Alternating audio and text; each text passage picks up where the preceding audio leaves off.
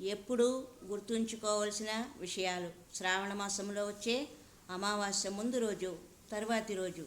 అమావాస్య శివునికి ఎంతో ప్రీతికరమైన రోజు. ఆ రోజు బిల్వదళాలతో పూజిస్తే ఐశ్వర్య ప్రాప్తి. శ్రావణ మాసము అమావాస్య ముందు రోజు చేయకూడని పనులు. సైంధవ లవణం అంటే రాయి ఉప్పు, ఉల్లిపాయ, వెల్లుల్లి ఉపయోగించరాదు. ఆహార పదార్థాలలో ఎక్కువ మోతాదులో ఉపయోగించి రుచికరముగా ఉన్నదని భుజించినచో వారి ఇంటిలో దారిద్ర్యము తాండవిస్తుంది. శివుని ఆగ్రహానికి గురి కాకండి. ఓం నమ శివాయ. హరహర మహాదేవ. శంభో శంకర.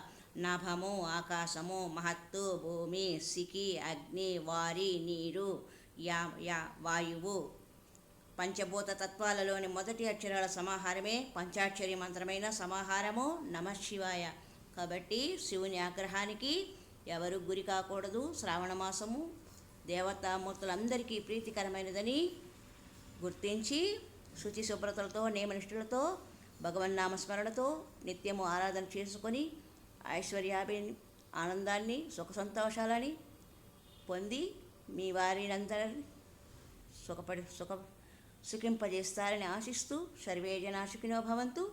లోకా సమస్తా సన్మంగళాని సంతు. హరి ఓం తత్సత్.